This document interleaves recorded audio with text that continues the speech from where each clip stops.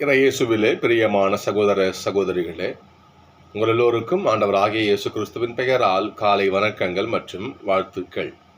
நான் உங்கள் அகஸ்டின் வேதியர். இன்று ஜனவரி மாதம் 16ஆம் தேதி 2025ஆம் ஆண்டு. ஆண்டவரின் மடியில் 5 நிமிடங்கள். ஒரு தமிழ் திரைப்படத்தில் இவ்வாறு ஒரு பாட்டு இருக்கும். சோதனை மேல் சோதனை போதுமடா சாமி, வேதனைதான் வாழ்க்கை என்றால் தாங்காது பூமி என்று ஒரு பாட்டு வரி உண்டு. சோதனை மேல் சோதனை போதுமடா சாமி. மனுஷ வாழ்க்கையில சோதனை இருக்கலாம், ஆனால் அந்த சோதனையே வாழ்க்கை ஆகி போச்சுன்னா இந்த பூமியே தாங்காது. ஒரு நகைச்சுவையார் வசனம் சொல்லுவாங்க இல்லையா, எவ்வளோ அடித்தாலும் தாங்குறான்டா என்று சொல்லுவார்கள். அதை போல ஒரு மனுஷனுக்கு சோதனை வரலாம், எவ்வளோ அடித்தாலும் தாங்காண்டாங்கிற மாதிரி சோதனையே ஒரு வாழ்க்கையாகி போச்சு, என்ன செய்வது? அப்படிப்பட்ட சோதனைங்கிற இந்த 3 எழுத்து சொல்லித்தான் நாம் இன்னைக்கு நம்ம தியானிக்கவிருக்கிறோம். மனுஷனுக்கு மட்டும் சோதனை வருவது கிடையாது, நம்மை படைத்த இறைவனுக்கே சோதனை. சோதிச்சது யார் தெரியுங்களா? வேற யாரு? நாம தான். கடவுளை சோதனைக்கு உட்படுத்துகிறோம். என்ன காரணம்? அவரை நம்பாமல். இஸ்ரேல் மக்களை எகிப்தில் என்ன பண்றார்? யாவை இறைவன் காபந்து பண்ணி கூட்டு வர மோசே தலைமையில் அவர்கள் சீனாய் பாலைவனத்தில் என்ன பண்றாங்க? மலையிட்ட பாளையம் இறங்குகிறார்கள். அங்கேயே ஆண்டவருக்கு எதிராக முறுமுறுப்பு. அப்படியே கிளம்பி வராங்க. அந்த சீன் பாலைவனத்தில் வந்து கிளம்பி வந்து ராப்பிதிம்ங்கிற இடத்த பாளையம் தங்குறாங்க. வந்து அப்போ அவங்களுக்கு தண்ணி இல்லை குடிக்கிறதுக்கு. என்னுடைய கடவுள் எனக்கு தண்ணீர் கொடுப்பார், என் கடவுள் எனக்கு அனைத்தையும் செய்ய வல்லவர் அவர் என்ற நம்பிக்கை அந்த மக்கள்கிட்ட கிடையாது. ஏனென்றால் நாம் பதற்றப்படுகின்ற பொழுது நம்பிக்கை இழக்கிறோம். தீர்க்கமாக யோசிக்கும் பொழுது நம்ம வந்து யோசிச்சு பார்ப்போம். நாம அந்த யோசனை இஸ்ரேல் மக்களுக்கு இப்ப கிடையாது. எகிப்துல வந்து மீட்டு கொண்டு வருகின்ற பொழுது எதிர்க்க பார்க்கறாங்க செங்கடல். முதல்ல பார்வோன் அரசு என்ன பண்றான்? இவங்களை போர் அனுப்பிச்சு விட்டுறான். ஆனா அவங்கள போர் அனுப்பிச்சு விட்ட பிறகு அவனுடைய மனசு அப்படியே இருக்குது. இந்த மக்கள் போயிட்டு நாம என்ன ஆகுறது? அதோட தலைச்சம்பிள்ளை எல்லாம் எதிர்த்தெல்லாம் செத்து போச்சு. இதெல்லாம் பார்க்கிறப்ப அவன உள்ளம் இருக்குது. என்ன பண்றான்? திருப்பி படையை அனுப்பிச்சு அவங்கள திரும்பி கூட்டணுவாங்க அனுப்புறான். பின்னாடி எகிப்து படைகள் திரும்பவும் இவங்களை கைது பண்ணி கூட்டும் போது வந்துட்டு இருக்குது. எதிர்க்க பார்த்தா செங்கடல். யோசிச்சு பாருங்க, நம்மலாம் விடுதலை ஆயிட்டோம், கடவுள் நம்மளை காபந்து பண்ணி கூட்டு பாரு, அந்த எண்ணத்துல வந்த மக்கள் எதிர்க்க பார்த்தாங்க செங்கடல். பின்னாடி பார்த்தா எகிப்து படைகள் இவங்களை கைது பண்ணி வந்துட்டு இருக்குது. படை வந்துட்டு இருக்குது. என்ன செய்வாங்க மக்கள்? உடனே மோசே கிட்ட முணுமுணுப்பு. மோசே, எங்களை இது இப்படி எங்களை புதைக்கிறதுக்கு இடம் இல்லைன்னா எங்களை இங்கே கொண்டாந்து எங்களுக்கு இங்கே வந்து சாவடிக்கும் எங்களை கூட்டு வந்தீங்க எங்களை என்று மோசைக்கு எதிராக. ஏன்னு சொன்னா அப்பயும் நம்பிக்கை இல்லை. யாவே இறைவன் 10 கொள்ளை நோய்களை கொடுத்து தன்னுடைய வலிய கரத்தை நம்மளை காவல் கூட்டு வர்றாரு. நமக்கு இது என்ன செங்கடல ஆண்டு பார்த்துக்குவாரு. அந்த நம்பிக்கை இல்லாமல் கடவுளே சோதித்தார்கள். ஆண்டவருக்கே சோதனை பாருங்க. மோசே, ஏன் பயப்படுற? உன்னுடைய குச்சி எடுத்து அந்த தடி எடுத்து கடல் அடி, தண்ணி அடி, தண்ணீர் பெறுகிறது. எகிப்து படைகள் வாய பிளந்து நிற்குது. இந்த மக்கள் கட்டான் தரையில் நடந்து போறாங்க. அவங்க கரையேறாங்க. எகிப்து படைகள் மொத்தம் நடு கடல்ல நிக்குது. தண்ணீர் மூடுகிறது. எகிப்து படை மொத்தம் அழிக்கப்படுகிறது. ஆண்டவர் மாண்புடன் புகழ் பெற்றார், எனவே அவரை பாடிடுவோம். ஈஸ்டர் பாட்டில் பாடுவோமா நாம? எகிப்து பாட்டில் மொத்தம் அழிக்கப்படுகிறது. அந்தாண்ட கரையில அந்த எகிப்து படைத்தலைவன் சொல்லுவான், கடவுள் தாமே இந்த மக்களுக்காக போராடுறாருன்னு அவன் சொல்லுவான். அப்பேற்பட்ட கடவுளை நம்பாமல் மோசேக்காக முணுமுணுப்பாங்க. தண்ணி இல்லை, அப்பம் இல்லை, இறைச்சி இல்லை. கடவுளை சோதனை உட்படுத்த இந்த வாசகமாக பாருங்க. இன்னைக்கு இன்று நீங்கள் அவரது குரலை கேட்பீர்கள் என்றால், பாலைவனத்திலே கடவுளை சோதித்தது போல உங்களுடைய மனசை கல்லாக்காதீங்க, விசுவாசமற்ற உள்ளம் ஆய்க்காதீங்க நீங்க என்று இங்கே எபிரேயர் ஆசிரியர் சொல்ற பாருங்க. ஏனென்றால் மனிதன் எப்போதெல்லாம் விசுவாசத்தை இழக்கிறான் அப்ப கடவுளை சோதிக்கிறான். ஆண்டவரும் சோதனைக்கு உட்படுத்துறான் ஆண்டவரையும். அது என்ன பாருங்க பார்ப்போம். எப்பொழுதும் இவங்களுடைய உள்ளம் தவறுகிறது. பவுல் சொல்ல பாருங்க, பவுல் சொல்ல எபிரேயர் ஆசி சொல்ற பாருங்க. இங்க எப்பொழுதும் இவர்களது உள்ளம் தவறுகிறது, என் வழிகளை இவர்கள் அறியாதவர்கள். நான் யாரு, ஆண்டவர் எப்படிப்பட்டவர் என்று தெரியாமல் ஆண்டவரையே சோதிக்கிறார்கள். இன்னொன்னு சிந்திச்சு பார்ப்போம். நாம் இதை நம் விசுவாசம் மற்ற நிலையில மட்டும் ஆண்டவர் நம்ம சோதிக்கல, விசுவாசம் உட்பட்டு ஆண்டவர் நம்ம சோதிக்கிறோம். நாம அதையும் கடவுள் ஏற்றுக்கொள்கிறார். அப்படிப்பட்ட ஒன்றை தான் நச்சதில் நம்ம பார்க்கிறோம். இன்னைக்கு இந்த காலத்துல தொழுநோய் என்பது, அதாவது இஸ்ரேல் மக்கள் வாழ்ந்த யூதர்கள் மத்தியில் சொல்றேன் நான், தொழுநோய் என்பது மிக மிக கொடிய நோய்.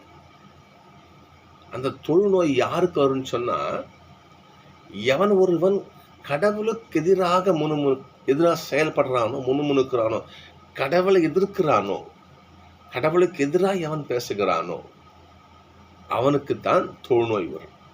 இது யூத மக்களுடைய நம்பிக்கையா இருந்துச்சு. அப்படிதான் மிரியாமுக்கு வரும் பாருங்க. மிரியா என்ன பண்ணுவாங்க,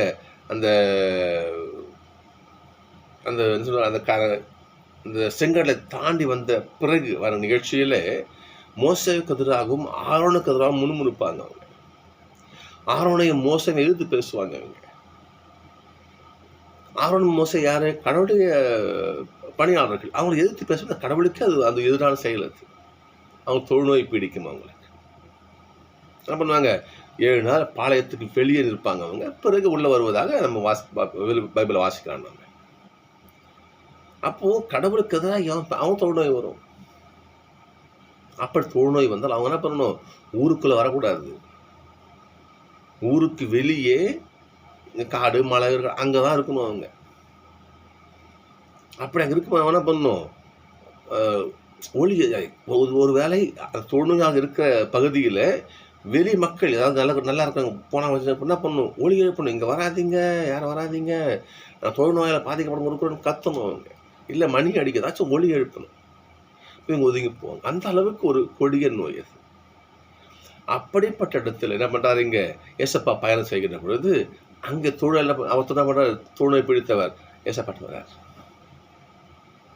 இயேசுவே, நீர் விரும்பினால் என்னை குணமாக்க உங்களால முடியும்னு சொல்றாரு. எந்த அளவுக்கு விசுவாசம் பாருங்க அவருக்கு. நல்லதுதான், நான் தப்புன்னு சொல்ல இல்லையா. வராரு, என்ன பண்றாரு, ஆண்டவரே நீர் விரும்பினால் இந்த நோயை குணமாக முடியுமான்னு முழந்தால் பணியிட்டு வேண்டாரு. இயேசு அவர் மீது பரிவு கொண்டு தம் கையை நீட்டி அவரை தொட்டு, விரும்புகிறேன், நீ குணமாக விரும்புகிறேன் என்று சொல்லுகிறார். நோய் நீங்குகிறது. என்ன பண்றாரு, சரி எந்திரு, நீ என்ன பண்ணு, கோயிலுக்கு போய் குரு கிட்ட உடம்ப காட்டு, குணமாஷன் காட்டிட்டு மோசே கொடுத்த கட்டளையை என்ன காணிக்கை கொடு, திரும்பி ஊர்ல சேர்ந்து சொல்றாரு. இன்னொன்னு சொல்றாரு, இதை பத்தி யாருகிட்டையும் வாயை திறக்க கூடாது, அமைதியா இருப்போம் என்று சொல்றாரு. நானும் செய்தி சொல்லாம இருக்க முடியுமா? அவரை பண்றாரு, வெளியே போறாரு. எல்லா மக்களுக்கும் என்ன பண்றாரு அவரு? ஆண்டவர் செய்த புதுமையை அறிவிக்கிறார். ஆண்டவரை பற்றிய செய்தி எங்கும் பரவுகிறது. ஆனா அவர் என்ன பண்றாரு? எல்லா இடத்துக்கும் அவரால் வெளிப்படையா போக முடியல. அவர் தனிமையில தங்கி இருந்து வருகிறார். இதுவும் ஆண்டவருக்கான சோதனை தான். விசுவாசம் இல்லாமல் பழைய ஏற்பாட்டிலே ஆண்டவரை சோதித்தார்கள். அதையும் கடல் தாங்கிக் கொண்டார். இல்லையா? இங்க பாருங்க பார்ப்போம். விசுவாசத்தோடு இருக்கிறவனும் ஆண்டவரை சோதனைக்கு உள்ளாக்குறான். ஆண்டவர் சோதிக்கிறார். கடல் அதையும் தாங்கிக்கிறார் பாருங்க. என்ன பண்றாரு அவரு? இன்னும் அவர் எல்லா இடங்களும் வெளிப்படையா போக முடியல. அவர் என்ன பண்றாரு? அவரு தனியா தங்கி அவரு தன்னுடைய ரட்சித பணி செய்கிறாரு. ஏன் சொல்றேன்னா, சோதனை என்பது இது வரக்கூடாது, இயல்புதான் அது. ஆனால் அந்த சோதனை நம்மை மேற்கொள்ள விடக்கூடாது. சோதனை நாம என்ன பண்ண அதை நாம அதை தோக்கடிச்சு வெற்றி பெறலாம். கடவுளுடைய நம்ம கடவுளுடைய பிள்ளைங்க நிரூபிக்கணும். அதில் நம்ம 1 கொரிந்தியர்ல 10ஆம் அதிகாரத்துல 13 வசனம் இவ்வாறு வரும். வாசிக்கணும் பாருங்களேன். மனிதரால் தாங்கக்கூடிய சோதனை தவிர வேறு எதுவும் உங்களுக்கு வரது கிடையாது. உங்கள் சோதனை எல்லாம் மனுஷனுக்கு வரக்கூடிய சோதனை தான். எப்படி? உங்களுக்கு வர சோதனையெல்லாம் மனுஷனுக்கு வரக்கூடிய சோதனை தான். நாளைக்கு ஒன்றும் பயப்படாதீங்க. கடவுளோ நம்பத்தக்கவர், அவர் நம்பிக்கைக்குரிய ஆண்டவர். வெல்ல முடியாத சோதனையை உங்களுக்கு கொடுக்க மாட்டார். சோதனைக்கு அவர் விட மாட்டார். சோதனை வரும் பொழுது அதை தாங்கிக் கொள்ளும் திறனையும் அளித்து அதிலிருந்து காப்பாற்ற உங்களுக்கு வழி செய்வார். அவனுடைய கிருபையை பாருங்க. சோதனை உங்களுக்கு வருதா? பயப்படாதீங்க. கடவுள் அந்த சோதனையிலிருந்து எப்படி மீண்டு வரணும் அதற்குரிய வழியை அவர்கள் சொல்லுவார். ஆண்டவர் நம்புங்க. ஏனென்றால் ஆண்டவர் என்ன பண்றாரு? சோதனைக்கு தான் உள்ள மக்கள் எல்லாம் அவர் சோதிச்சாங்களே. ஆண்டவர் பாருங்க, ஒன்றும் ஆண்டவர் சொன்ன செய்யல. சரி, ஓகே, நான் பார்த்துக்கிறேன். நமக்கும் சோதனை வருகிறது. ஆண்டவர் யாக்கோபுல சொல்லுவார், ஆண்டவர் சோதனை கொடுக்கறது இல்லை, சோதனையை அனுமதிக்கிறார். என்றால் எப்படி ஒரு தங்கம் நெருப்பிலை போட்டு புடமிட்டு அது தங்கமா சுழிக்கிறதுக்கான அந்த புடமிடப்படுகிறோம், அதே போல சோதனை என்பது மனிதர்களை புடமிடுவதற்கு, மனுஷனை கடவுளுடைய பிள்ளையை என்பிப்பதற்கு அந்த அந்த சோதனை பயன்படுகிறது. எனவே கடவுள் என்ன பண்றாரு? சோதனையை அனுமதிக்கிறார். சரி, போயிட்டு என் பிள்ளைய புடமிட்டு நல்ல பிள்ளையா மாற்ற அனுமதிக்கிற வழியே கடவுள் சோதிப்பது கிடையாது. சோதனை வரதுனா பண்ணுங்க, நீங்க வான்னு சொல்லாதீங்க. அப்புறமான ஒரு நிகழ்வு இருக்கு இல்லையா? யோபு நீதிமான். பேய் என்ன பண்ணுவான்? அவர் சோதிப்பான். ஆண்டவரை அனுமதிப்பார். நான் கவனிச்சுங்க, ஆண்டவர் சோதிக்க மாட்டாரு, சோதனை அனுமதிப்பார். சோதனை வழியா இறுதியிலே யோபு ஆண்டவருடைய பிள்ளை என்பதை உறுதியாக நிரூபிப்பார். இழந்த அனைத்தையும் ஆண்டவருக்கு பன்மடங்கா திருப்பி கொடுப்பார்.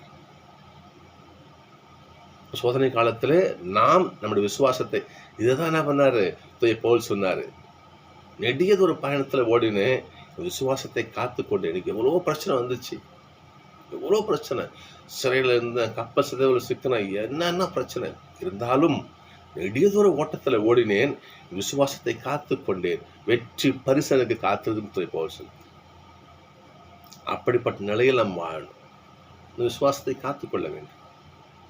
நான் சொன்னேன் இல்லையா, ஒரு சோதனை நம்ம ஜெயிக்க கூட, நாம் சோதனை ஜெயிக்கணும். 40 ஆண்டளவும் இஸ்ரேல் மக்கள்கிட்ட ஆண்டப்படாத சோதனையை யோசிச்சு பாருங்க பாப்போம். ஆண்டப்படாத சோதனையா? நம்ம கடவுள் தான், நம்ம யாவே ஆண்டவர் சொல்றோம். 40 ஆண்டாலும் தன் பிள்ளைகளை காமந்து பண்ணி கூட்டிட்டு வரும்போது ஆண்டவர் படாத சோதனையா? எவ்வளவோ ஓசையில வாசிச்சு பார்க்கலாம். நம்ம ஓசை 11 வாசிச்சு பாருங்க பார்ப்போம். நான் எந்த அளவுக்கு இந்த மக்களை நான் விரும்பினேனோ, எந்த அளவுக்கு இந்த மக்கள் நான் அன்பு செய்யறேனோ, அந்த அளவுக்கு என்னை விட்டு பிரிஞ்சு போறதுலயே குறியா இருக்கிறாங்க. என்னுடைய யாவை ஆண்டவர் சலித்துக்கொள். இந்த மக்களை எந்த அளவுக்கு நான் நேசிச்சேனோ, அந்த அளவுக்கு என்ன பண்றாங்க, என்னை விட்டு பிரிஞ்சு போறதுலயே குறியா இருக்காங்க. அப்ப ஆண்டவர் எவ்வளவு நம்முடைய சோதனையை தாங்கிறத வச்சு பாருங்க பாப்போம். கடவுள் தாங்கிக் கொள்கிறார். இப்ப நாம என்ன பண்ணணும், சோதனைகளை என்ன பண்ணணும், வெற்றி கொள்ள நாம என்ன பண்றோம், முயற்சி செய்யணும். அதுக்கு நம்ம கிட்ட ஒரே ஒரே மிக பெரும் ஆயுதம் ஜெபம். ஏசப்பா சொல்லுவாரு இல்லையா, தன் ஜெபிக்கிறது கூட்டு போவாரு. மக்கள் அந்த சீடர் என்ன பண்ணுவாங்க, தூங்கிட்டு இருப்பாங்க.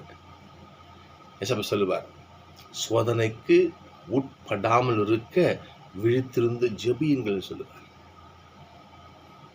ஜெபம் நம்மை சோதனையிலிருந்து காப்பாற்றுவதற்கான மிக பெரும் ஆயுதம் ஜெபம். ஜெபிங்க. சோதனை கூட டச் கூட பண்ணி பார்க்காது. நான் சொல்ல ஏசப்பாவுடைய வார்த்தை, சோதனைக்கு உட்படாமல் இருக்க விழித்திருந்து ஜெபியுங்கள். ஜெபமே ஜெயம். ஜெபம், ஜெபிக்கின்ற உள்ளம் அனைத்தையும் நமக்கு பெற்றுக் கொடுக்கும். எல்லாத்தையும் பெற்றுக் கொடுக்கும். ஜெபிக்கின்ற மனசு, ஜெபிக்கின்ற உள்ளம் கடவுளுடைய ஆசீர்வாதத்தை கையில் எழுந்துகின்ற கரம் அது. அண்ணா எடுத்துக்கோமே, குழந்தை இல்லை, சாமுவேலை பெற்றிருக்கிறார். எப்படி நேரா போறாங்க, நேரா போறாங்க. சிலோவுக்கு போயிட்டு ஆண்டோட பாத்துல உட்காராங்க. ஆண்டவரே, எல்லாம் என்ன மலடின்னு சொல்றாங்க ஐயா. என்னுடைய குடும்பத்துல வந்து இன்னொரு மருமக என்னெல்லாம் இவ்வளவு கிழிவா பேசுறாங்க, என்ன இது இவ்வளவு கேவலமா பேசுறாளே, ஒரு குழந்தைய கொடுங்க ஐயா. அந்த குழந்தை நான் திருப்பி உங்களுக்கே கொடுத்துட்றேன் ஐயா. நான் எப்படிங்க, அந்த குழந்தை நான் திருப்பி உங்களுக்கே கொடுத்துட்றேன். ஆண்டவர் ஜெபத்தை கேட்கிறார். ஆண்டவர்கிட்ட வேண்டுகிற ஜெபம் ஒரு போதும் வீணாகாது. ஆண்டவர் அனைத்தையும் சேர்த்து கொடுப்பார்.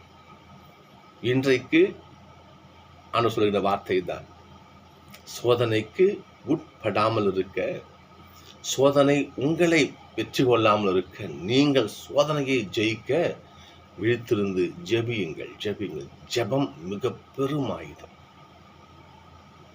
கேளுங்கள், கொடுக்கப்படும்.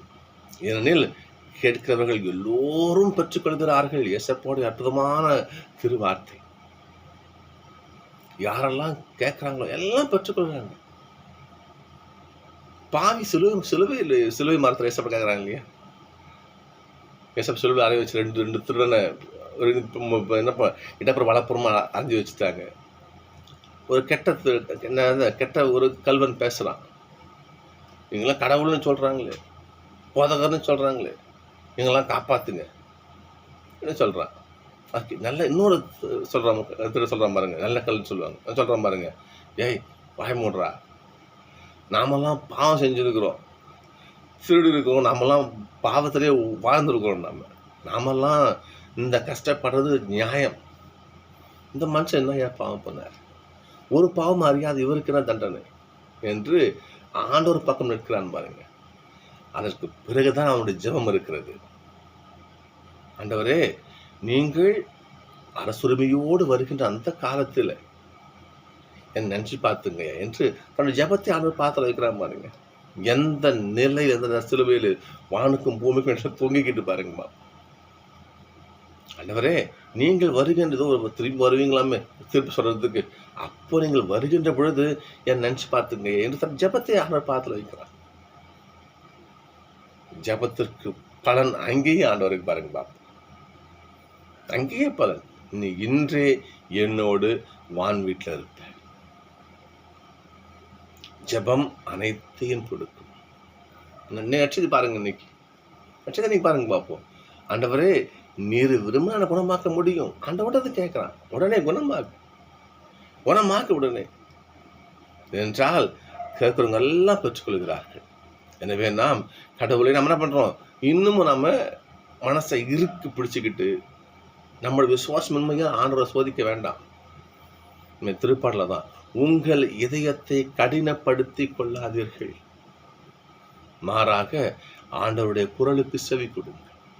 ஆண்டவர்கிட்ட கேளுங்க, அவர் பக்கம் நில்லுங்க, அவர் என்ன கஷ்டம் அவர் கரத்தை பிடிங்க, உங்களுக்கு எல்லாம் கிடைக்கும். சகோதரர்களே, நம் வாழ்க்கை சோதனையா ஆண்டவரை நம்புவோம். எல்லா சோதனையும் காணாமல் போய்விடும். 2 நாள் சந்திப்போம்.